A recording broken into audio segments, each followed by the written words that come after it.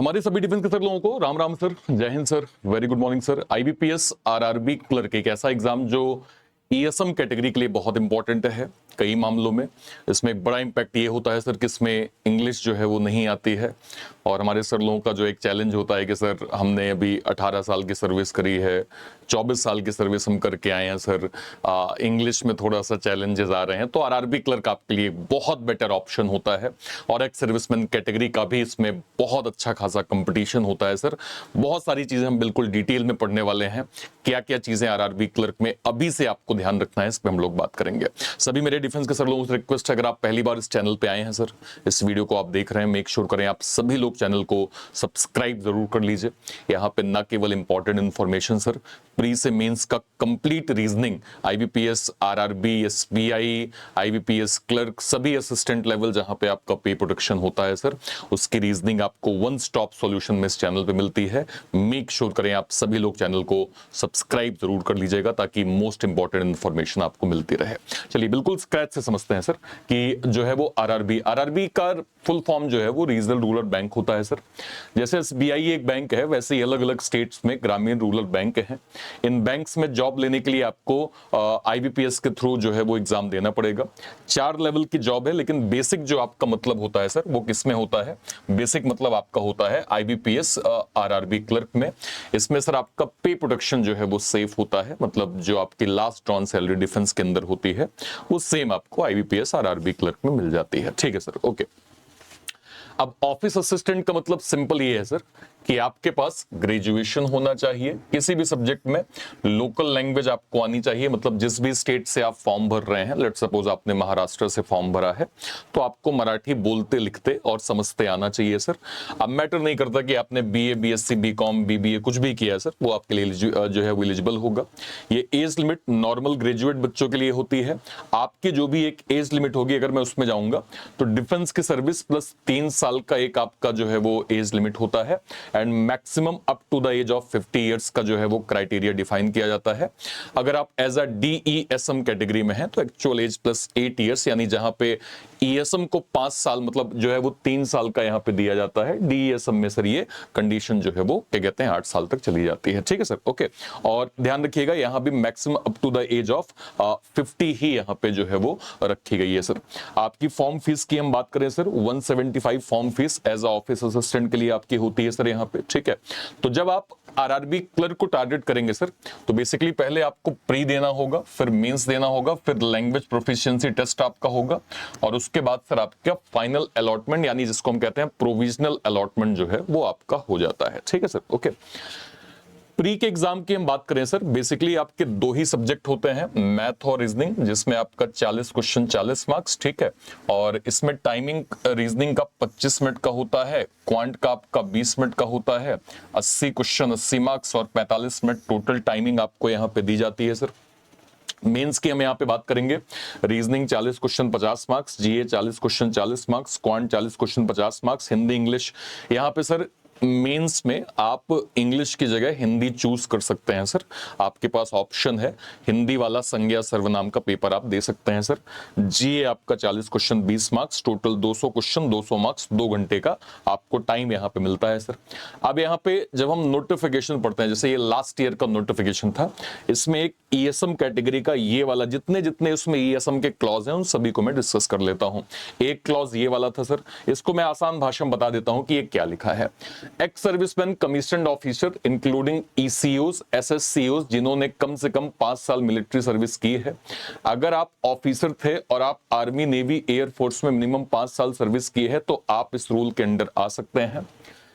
उन्हें assignment complete होने पर रिलीज किया गया हो, मतलब आपकी मिलिट्री ड्यूटी असाइनमेंट पूरी हो गई है इसलिए आपको सर्विस से रिलीज किया गया।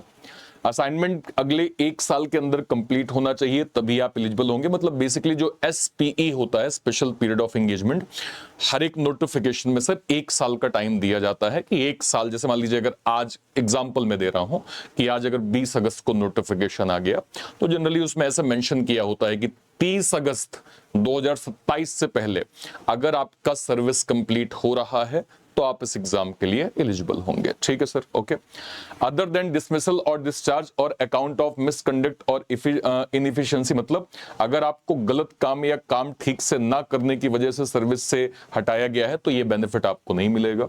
Physical disability attributable to military service, इसका मतलब क्या है, अगर मिलिट्री सर्विस की वजह से आपको फिजिकल डिसेबिलिटी हुई और इसी वजह से रिलीज हुए तो आप इस कैटेगरी में आ सकते हैं। इनवैलिडमेंट, मतलब अगर हेल्थ फिजिकल कंडीशन की वजह से आपको मिलिट्री सर्विस के लिए अनफिट डिक्लेयर करके रिलीज किया गया है तो भी प्रोविजन अप्लाई हो सकता है। Subject to ceiling age per government guidelines, मतलब कि फाइनल बेनिफिट गवर्नमेंट के रूल मैक्सिमम लिमिट के अकॉर्डिंग ही आपको मिलेगा। For the post of officer 5 years, मतलब कि ऑफिसर पोस्ट के लिए मिनिमम 5 ईयर्स मिलिट्री सर्विस आपकी इंपॉर्टेंट है। ये लास्ट ईयर के नोटिफिकेशन में ये चीज मेंशन की गई थी। मतलब सर इसको मैं सिंपल एग्जांपल से लेता हूं, मान लीजिए आप नेवी में ऑफिसर हैं, आपने 5 साल या उससे ज्यादा सर्विस की है, आपकी सर्विस असाइनमेंट नॉर्मली कंप्लीट हुई है, आपको मिसकंडक्ट की वजह से नहीं हटाया गया है या मिलिट्री सर्विस की वजह से डिसेबिलिटी के रीजन से आप रिलीज हुए हैं, तो 5 साल वाली कंडीशन आपके लिए इंपॉर्टेंट है। Officer plus minimum 5 year military service plus proper release इस प्रोविजन के लिए एलिजिबल हो सकते हैं। बेसिकली कौन कौन सर, यहाँ पे आप देख रहे होंगे ECOs, SSCOs है ना, जो कमीशन ऑफिसर होते हैं उनका यहाँ पे मेंशन किया गया है। ठीक है, नेक्स्ट पे आते हैं सर। अभी एक सर्विसमैन का एक और क्लॉज लास्ट ईयर हमने नोटिफिकेशन के अंदर देखा था, इसको आसान भाषा में आपको बता देता हूं कि इसमें क्या क्या दिया हुआ है और किस तरह से आपको प्रिपेयर करना है सर। अब आप सिंपल समझिए, एक्स सर्विसमैन ने पहले से सेंट्रल गवर्नमेंट में ग्रुप सी डी की जॉब ले रखी है, अगर कोई ESM पहले से ही गवर्नमेंट में ग्रुप सी या डी की जॉब ले चुके हैं, उसे हायर ग्रेड कैडर की जॉब के लिए एज का रिलैक्सेशन मिलेगा। और अब अगर वो बेटर या हायर पोस्ट के लिए अप्लाई करना चाहते हैं तो उन्हें ESM वाली एज रिलैक्सेशन जो है वो मिल सकती है, लेकिन सेकंड टाइम रिजर्वेशन नहीं मिलेगा। ध्यान रखिएगा, ESM रिजर्वेशन का बेनिफिट आपको दोबारा नहीं मिलेगा, यानी रिजर्वेशन एक बार यूज करने के बाद दूसरी सेंट्रल गवर्नमेंट जॉब में आप ESM जो है वो रिजर्वेशन दोबारा नहीं ले सकते हैं सर। ज्वाइनिंग से पहले मल्टीपल वैकेंसीज के लिए अप्लाई किया गया, अगर मान लीजिए ESM ने सिविल जॉब ज्वाइन करने से पहले कई गवर्नमेंट वैकेंसीज के फॉर्म भर दिए हैं और बाद में सिविल जॉब ज्वाइन कर ली है और फिर उसमें से किसी वैकेंसी में उनका लेट सपोज सिलेक्शन होता है, तो ESM रिजर्वेशन का बेनिफिट मिल सकता है। तो सर्टेन कंडीशन, मतलब मान लीजिए आज आपने कोई एक जॉब ज्वाइन कर ली और आज ही आपने बताया कि देखिए ना, मैं इससे पहले मैंने 3-4 फॉर्म भरे हैं, तो जो पहले आपने फॉर्म भरे हैं अभी ज्वाइनिंग से पहले, उसमें एक चांस हायर है कि उसमें आपको बेनिफिट मिल सकता है, लेकिन जिस दिन आपने ज्वाइन कर ली उसके बाद अगर आप कोई फॉर्म भरते हैं तो आपकी एलिजिबिलिटी वहां पे रिजर्वेशन की जो है वो नहीं होगी, एज का रिलैक्सेशन आपको मिल सकता है। ठीक है सर। सेल्फ डिक्लेरेशन अंडरटेकिंग आपको देनी होगी, मतलब ये आपको वहां पे सबमिट करना होगा। बेनिफिट सिर्फ डायरेक्ट रिक्रूटमेंट वाली वैकेंसीज में ही होगा, यानी ये बेनिफिट सिर्फ उन वैकेंसीज में मिलेगा जहां डायरेक्ट रिक्रूटमेंट और ESM रिजर्वेशन एप्लीकेबल हो। Serving arm forces personal retirement से पहले अप्लाई कर सकते, मतलब जो पर्सन अभी आर्मी नेवी एयरफोर्स में सर्विंग है वो रिटायरमेंट से 1 साल पहले जो है वो सिविल जॉब के लिए अप्लाई कर सकते हैं। वही सर SP वाला रूल है ना। ठीक है, रिटायरमेंट से पहले अप्लाई करने के लिए ESM कंसेशन मिल सकता है, यानी सर्विस में होते हुए वो ESM के अवेलेबल कंसेशन का बेनिफिट ले सकते हैं। मैंने अलग अलग वीडियोस में आपको प्रोफार्मा के बारे में बताया है, प्रोफार्मा A कब यूज होता है, B कब यूज होता है, C कब यूज होता है, D कब यूज होता है। सर आप लोग चैनल को सब्सक्राइब जरूर कर लीजिएगा। मैं थोड़ा दिखा देता हूं यहाँ पे कि जैसे आप इस चैनल पे गए ना सर, आप वीडियो सेक्शन पे जाइए, आपको सारे प्रोफार्मा मैंने सर डिटेल बताए हुए हैं, आप देखिए जरा। ये प्रोफार्मा D हमने बताया सर, और नीचे आइए, ये सर प्रोफार्मा C भी डिस्कस किया मैंने, प्रोफार्मा B भी डिस्कस किया सर मैंने, और प्रोफार्मा A को भी डिस्कस किया है सर कि ये कब आपका यूज होता है। If I am not wrong कि प्रोफार्मा A भी कहीं ना कहीं मेंशन होगा, ये प्रोफार्मा A। तो सर सभी प्रोफार्मा का हमने डिस्कशन किया है, आप लोग इसको डिटेल पढ़ सकते हैं कि आपकी अगर सर्विस कंप्लीट हो गई है, बची हुई है, अभी आप जो है वो एक्स्ट्रा टाइम पे वर्क कर रहे हैं, तो किन किन प्रोफार्मा का आपका यूज होगा, उन सभी पे सर मैंने यहाँ पे डिटेल जो है वो बताया हुआ है। ठीक है सर, ओके। मान लीजिए राम ESM है, ठीक है, उन्होंने पहले से ही सेंट्रल गवर्नमेंट C की जॉब ले ली है, अब वो हायर ग्रुप CD पोस्ट के लिए अप्लाई कर रहे हैं, तो एज रिलैक्सेशन मिल सकता है, लेकिन ESM का रिजर्वेशन आपको दोबारा नहीं मिलेगा। और समझिए, राम सर ने ESM रहते हुए 3 गवर्नमेंट एग्जाम के फॉर्म भर दिए, उसके बाद उनकी एक सिविल गवर्नमेंट की जॉब लग गई और उन्होंने ज्वाइन कर ली। बाकी 2 एग्जाम का रिजल्ट बाद में आया। अगर कंडीशन सेटिस्फाई होती है तो उन वैकेंसीज में ईएसएम रिजर्वेशन का बेनिफिट मिल सकता है, क्योंकि फॉर्म पहली सिविल जॉब ज्वाइन करने से पहले उन्होंने भरा था। ठीक है सर, ओके, यहां तक ये क्लियर हो गया। मतलब सिंपल अगर मैं कम शब्द में बोलूं, पहले से जो है वो सेंट्रल गवर्नमेंट सीडी की जॉब, एज का रिलैक्सेशन आपको मिल सकता है। हायर पोस्ट अप्लाई आप करेंगे, एज का रिलैक्सेशन मिल सकता है। ईएसएम रिजर्वेशन पहले आप ले चुके हैं, दोबारा नहीं मिलेगा। सिविल जॉब ज्वाइन करने से पहले मल्टीपल फॉर्म भर दिए थे, कंडीशन के अंडर रिजर्वेशन आपको मिल सकता है।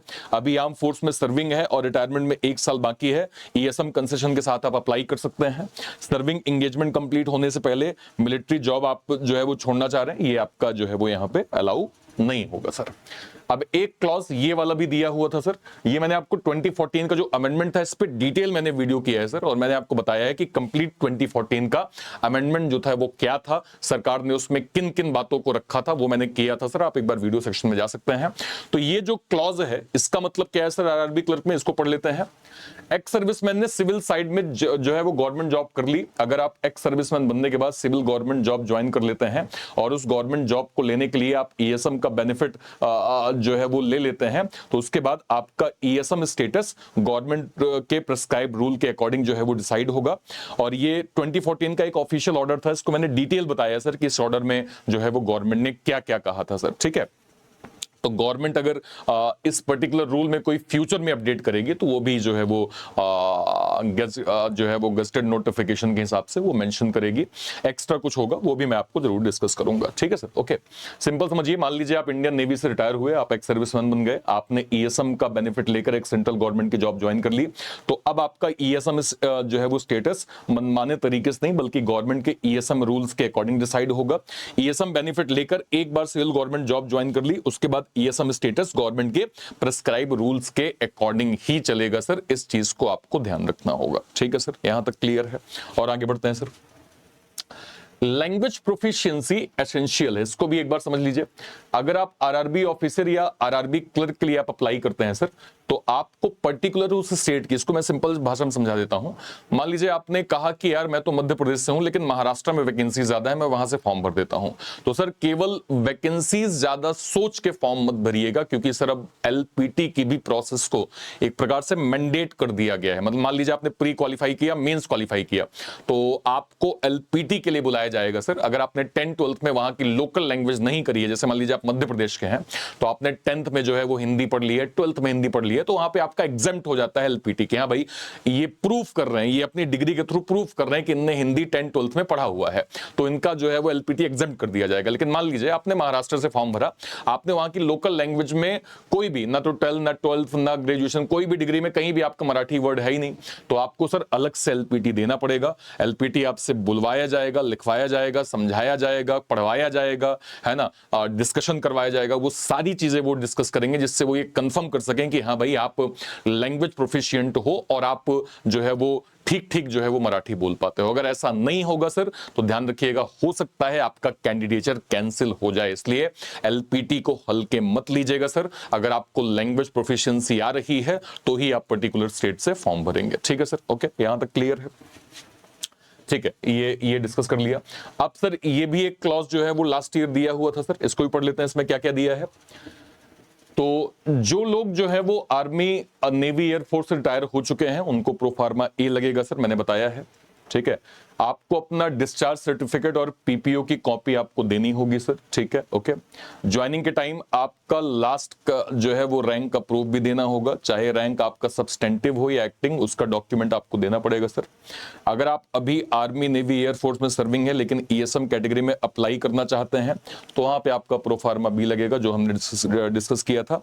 आपकी स्पेसिफिक पीरियड ऑफ एंगेजमेंट यानी एसपीई जनरली जो है वो 1 साल के पहले होती है, वो भी आपको वहां पे सर्व करना पड़ेगा, दिखाना पड़ेगा। अगर मान लीजिए आप अभी सर्विंग हैं तो जैसे लास्ट ईयर के अकॉर्डिंग उन्होंने ये मेंशन किया, क्योंकि 1 सितंबर को नोटिफिकेशन आया था, तो उन्होंने कहा था कि यदि आप 20 सितंबर 2026 से पहले अगर आप रिटायर हो जाते हैं तो आप इस फॉर्म को भर सकते हैं। ये लास्ट ईयर के नोटिफिकेशन के अकॉर्डिंग मैं आपको बता रहा हूं। ऐसे कैंडिडेट को रिलीज लेटर और एक सेल्फ डिक्लेरेशन भी देना होगा और वो गवर्नमेंट रूल्स के अकॉर्डिंग ईएसएम के बेनिफिट के लिए इंटाइटल होंगे सर। अगर आपकी इनिशियल एंगेजमेंट असाइनमेंट कंप्लीट हो चुकी है और आप एक्सटेंडेड असाइनमेंट पे हैं तो आपको प्रोफार्मा डी जो है वो सबमिट करना होगा सर।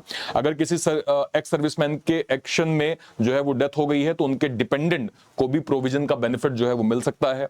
अगर एक्स सर्विसमैन सेवरली डिसेबल्ड हुए हैं तो उनके डिपेंडेंट को भी एप्लीकेबल बेनिफिट्स जो है वो मिल सकते हैं सर। लेकिन डिपेंडेंट को प्रॉपर डॉक्यूमेंट प्रूफ जो है वो देना होगा कि वो उस सर्विसमैन के डिपेंडेंट हैं। साथ में एफिडेविट भी देना होगा कि ईएसएम रिलैक्सेशन बेनिफिट सिर्फ एक ही डिपेंडेंट ले रहा है, कोई और डिपेंडेंट नहीं ले रहा है। ठीक है सर, ओके, ये आपको क्लियर हो गया। नेक्स्ट पे आते हैं। तो ये हमने आपको बताया सर कि अगर आप रिटायर हो चुके हैं तो proforma A plus discharge certificate, PPO plus rank proof आपका चलेगा। अगर अभी आप सर्विंग में हैं तो proforma B plus SP completion proof plus release letter plus self declaration आपका चलेगा। आपकी एसपी जैसे इस साल के नोटिफिकेशन के अकॉर्डिंग ये वर्ड आपका 2027 हो जाएगा। ठीक है, तो 2027 के अकॉर्डिंग ईएसएम कैटेगरी में अप्लाई करने के लिए आप एलिजिबल हो सकते हैं। इनिशियल असाइनमेंट कंप्लीट हो गई है, एक्सटेंडेड असाइनमेंट पे है तो आपको प्रोफार्मा डी यहां पे लगेगा। सर्विसमैन एक्शन में किल्ड हुए हैं तो डिपेंडेंट को जो है वो बेनिफिट जो है वो वहां पे मिल जाएंगे। ये आपको प्रूफ देना होगा कि फैमिली में से कोई एक ही पर्सन उस बेनिफिट को जो है वो अवेल कर सकते हैं। ठीक है सर, ओके, यहां तक क्लियर हो गया। आगे आ जाइए। सो ये चीज तो हमने डिस्कस कर ली सर। अब ये एक नोटिफिकेशन में एक्स सर्विसमैन के रिगार्डिंग डिटेल बातें लिखी गई हैं। ठीक है, ये सारी चीजें ये लगभग मैंने आपको शॉर्ट में समझा दिया है सर, है ना, कि आपको क्या क्या यूज होगा, क्या मतलब किन किन चीजों का आपको ध्यान रखना है। अगर आप सर्विंग हैं, आपका सर्विस खत्म हो चुका है, सेकेंड इनिंग आपकी स्टार्ट हो चुकी है, तो आपको कौन कौन से डॉक्यूमेंट होंगे, वही सब सर नोटिफिकेशन में डिटेल बातें जो है वो दी गई हैं। ठीक है, आगे बढ़ते हैं सर। ये मैंने आपको पेपर तो बता ही दिया है, पेपर का फॉर्मेट डिस्कस। अब सर सिलेबस क्या है, तो सिलेबस सर आपका ये क्वांट का सिलेबस है जिसमें आपका स्पीड मैथ्स, डीआई का पैटर्न, अर्थमेटिक के सारे टॉपिक्स जो आपने 10th लेवल पे कवर किए हैं वो आपका आएगा sir. Percentage, ratio, proportion, averages, mixture, alligation, pipe and cistern, time, speed and distance, profit loss, SI, CI सब कुछ आ गया। प्री का हायर लेवल आपको मेंस में आ जाएगा और मेंस में थोड़ा सा एडिशनल पैटर्न्स भी आपको देखने को मिलेंगे। तो ये आपको सर कंप्लीटली मैथ का सिलेबस आपका मिल गया। रीजनिंग सर बेसिकली अब दो सेक्शन में डिवाइड है, एक सिटिंग पजल और एक मिसलेनियस में alpha numeric series, blood relation, direction, distance, order, ranking, इसके बाद syllog, coding, decoding, inequality, alphabetical series. ये आपका मिसलेनियस का सिलेबस है। आपके टाइम पे सर पजल का वेटेज एग्जाम में काफी ज्यादा हो गया है, मतलब अब आप हल्के में पजल को नहीं ले सकते। तो पजल आरआरबी क्लर्क में आसान आती है। आप लोग से रिक्वेस्ट है सर, इस चैनल को आप लोग सब्सक्राइब जरूर कर लीजिएगा क्योंकि मैं रेगुलर भर भर के सर पजल करवाता हूं। मैक्सिमम सर पजल मैं इस चैनल पे करवाता हूं सर। आप सभी से रिक्वेस्ट है इस चैनल को आप लोग सब्सक्राइब जरूर कर लीजिएगा ताकि आपको मैक्सिमम जो है वो पजल कंटेंट आपको इस चैनल पे मिल जाए सर। ठीक है, अलग अलग puzzle, linear, dual row, circular, square, floor, day based, month based, week based, year based, date based, tabular puzzle, box puzzle, flat floor puzzle, designation puzzle, है ना, ये सारे पजल के टाइप को हम लोग न केवल क्लास में करेंगे, हम लोग बैच में भी करेंगे और यूट्यूब में भी इसके कंटेंट का रिवीजन करेंगे सर। तो मेक श्योर करें कि आप सबकी अटेंडेंस जो है इन क्लासेस में जरूर से जरूर होनी चाहिए। ठीक है सर, मेंस में आएंगे इसका higher level, then machine input, data sufficiency, new pattern coding, coded blood, coded syllog, coded inequality, coded direction, logical reasoning में statement, assumption, argument, course of action, है ना, ये सारे topics, influence, decision making, cause and effect, ये सब कुछ आपको जो है वो मेंस में देखने को मिल जाएगा। इंग्लिश में आपके पास ऑप्शन है सर, या तो आप इंग्लिश चूज करिए या हिंदी। अब हिंदी में आपको ये सब अलग होके, जैसे यहाँ पे क्या दिया है कि एडजेक्टिव डिटरमाइनर्स की जगह आपको संज्ञा, सर्वनाम, है ना, व्याकरण, है ना, और वाक्यों में त्रुटि, ये सभी चीजें आपको जो है वो मिल जाएंगी। तो आपको इंग्लिश हिंदी ऑप्शन मिल जाएगा।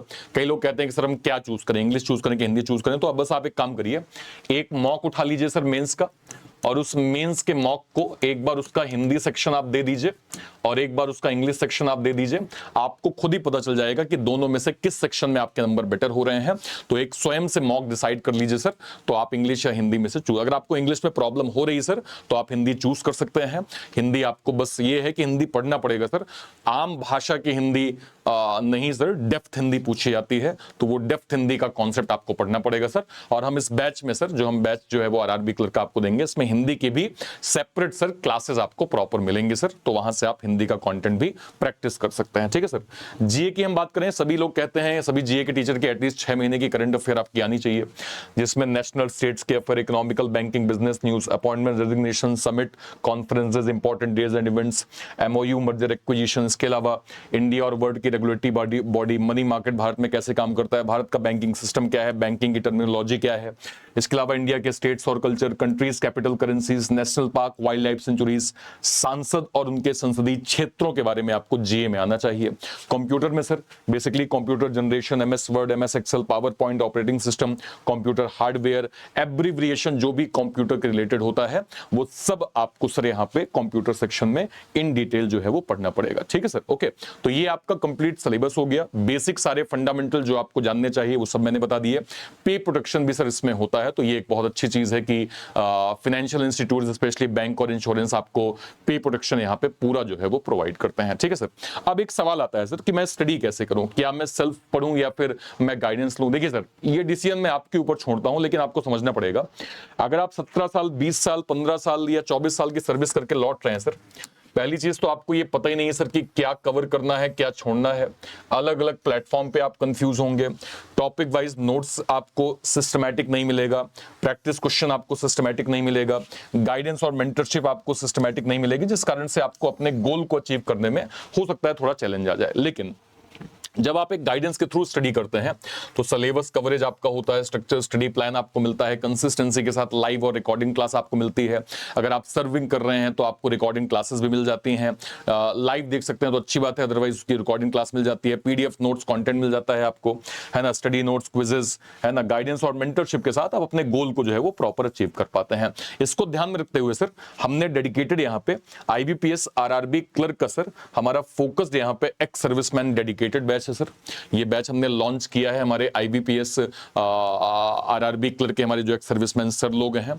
इसका बैच की क्लास जो है वो हम लोग स्टार्ट करेंगे सर नोटिफिकेशन के लगभग एक हफ्ते बाद, एटलीस्ट जो है वो 5 से 10 सितंबर के आसपास जो है वो स्टार्ट होने के हायर चांस होंगे। इसमें सर कंप्लीट ईएसएम कैटेगरी का कंटेंट हम इसमें आपको प्रोवाइड कर रहे हैं। प्री प्लस मेंस की कंप्लीट स्टडी आपको सर आईबीपीएस आरआरबी क्लर्क में जो है वो प्रॉपर यहाँ पे मिल जाएगी सर। ठीक है। इसके अलावा हालिया में जो अभी अलग अलग और नोटिफिकेशन आए थे, अगर मैं आपको दिखा पाऊं, जैसे सर हमने आईबीपीएस क्लर्क का यहाँ पे जो है वो पराक्रम एक्स सर्विसमैन बैच हमने आईबीपीएस क्लर्क का यहाँ पे लॉन्च किया था। इसके अलावा हमारा पलटन 2.0 यहाँ पे बैच जो है वो लॉन्च हुआ था।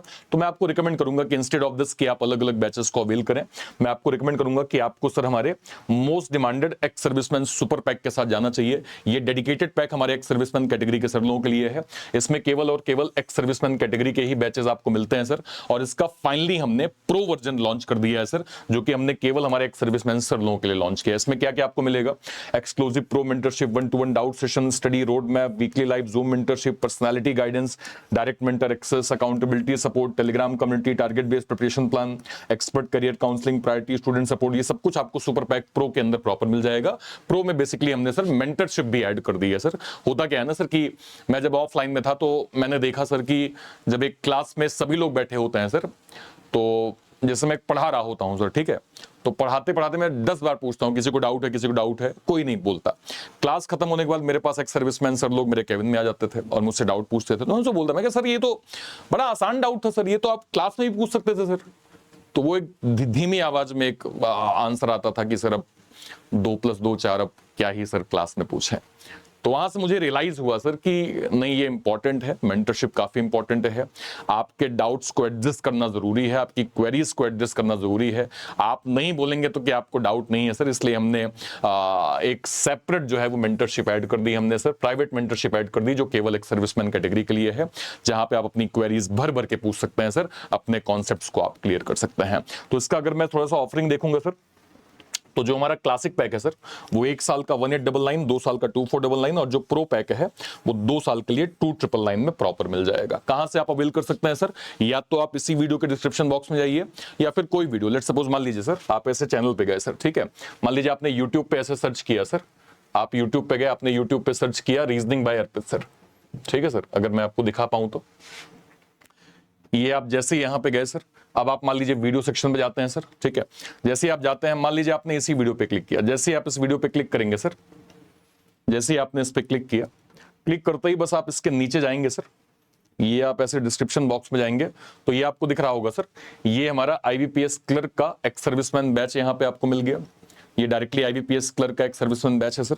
जैसे आप इस पे बाय नाउ पे जाएंगे सर, बाय नाउ पे जैसे ही आप गए, बस दिए गए कोड पे, जैसे सिंपल अगर मैं यहां पे इसको दिखा पाऊं, क्योंकि इसमें मान लीजिए मैं ये एक्स सर्विसमैन आरआरबी क्लर्क इस बैच पे जैसे मैं गया सर,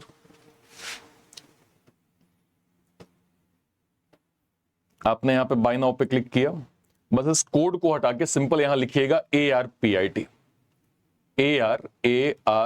ARPIT। आपको मैक्सिमम एडिशनल डिस्काउंट सर इस बैच में प्रॉपर मिल जाएगा। पर मैं आपको रिकमेंड करूंगा कि आपको सर, चूंकि हमारे ये अलग अलग पैकेजेस हैं, अलग अलग बैचेस हैं जो है एक्स सर्विसमैन के, पर मैं आपको रिकमेंड करूंगा कि आपको हमारे एक्स सर्विसमैन सुपर पैक में जाना चाहिए। जैसे आपने सुपर पैक पे क्लिक किया सर, जैसे आप बाय नाउ पे जाएंगे, क्लासिक प्रो, जैसे आपने प्रो पे क्लिक किया, बस इस दिए गए कोड को हटाइए और यहां पे सिंपल लिखिए ARPIT। जैसे ही आप ARPIT लिखेंगे, आपको मैक्सिमम एडिशनल डिस्काउंट इस एक्स सर्विसमैन सुपर पैक के अंदर प्रॉपर जो है वो मिल जाएगा। उम्मीद करता हूं, आशा करता हूं चीजें आपको बहुत अच्छे से क्लियर हो गई होंगी। और कहीं भी कोई डाउट्स आपके होते हैं, इस वीडियो के कमेंट सेक्शन में अपनी बात आप जरूर रखिएगा।